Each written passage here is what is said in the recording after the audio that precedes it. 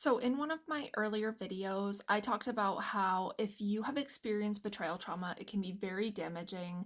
If you are deciding to stay with your partner that betrayed you, it can be very damaging to seek out relationship therapy.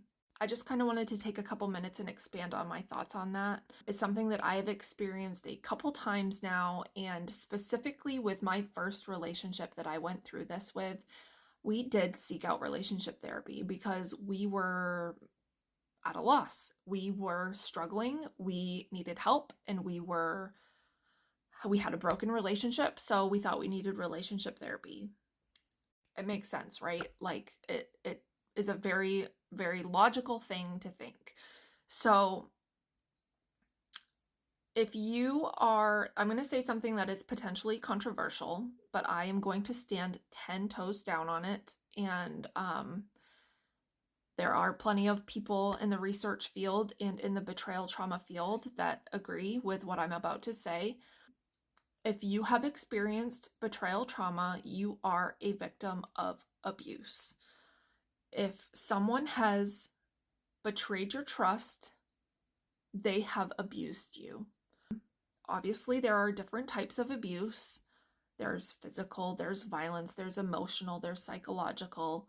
So please don't come for me and say that I'm wrong, because I'm not. Obviously, there's going to be people that disagree with me, and that's that. So, anyways, if you have experienced betrayal trauma, you are a victim of abuse.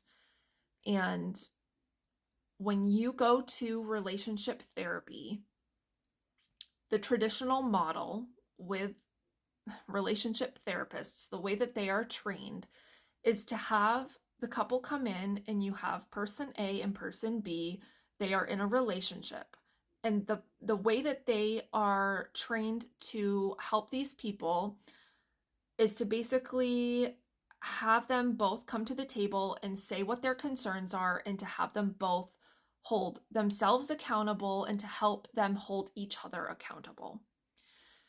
And the reason why this is really, really damaging is we do not want someone that has been abused to come to the table and to ask them, basically, what did you do to cause this? Why are you being abused? What did you do to cause this? Why is he doing this to you? Like, this is your fault. It's basically victim blaming in a very, very covert way. I think it's very obvious because I experienced it and it felt very awful. However, it doesn't seem very obvious to a lot of people for some reason. So that's my take on that. And it is very, very damaging, because if you're also with a partner, so this was also my experience. I was with a partner who felt like I was crazy. He felt like he didn't betray me. He thought he did nothing wrong. So when you go to relationship therapy, he's basically like, yeah, see, like, I did nothing wrong. And our therapist was a man. And the man was on his side and was basically like giving him ammo and was not supporting the fact that I was experiencing betrayal trauma and I was going through something very, very traumatic and very real. So I had two people gaslighting me and I was paying for it. So very, very strongly recommend, do not seek out traditional relationship therapy. Let me say this.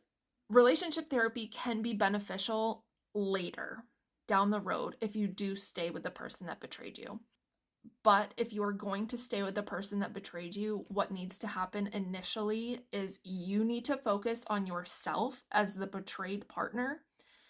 It is not your job to trust your partner. It is your partner's job to prove that they are worth trusting and that they are trustworthy. They have their own work to do. They need to do that work. And over time, if they are doing that, you are going to trust them. And at that point, that is when it's appropriate to seek out relationship therapy and you can start rebuilding that relationship. So that's my take on that. And I can answer anyone's questions if they have any questions on that. If you want me to go into that any further, I'm more than happy to do that. And yeah, so just take care of yourself. do some self-care, eat some ice cream, take a bubble bath. If you have a cat or a dog, go give them a hug and have a good day.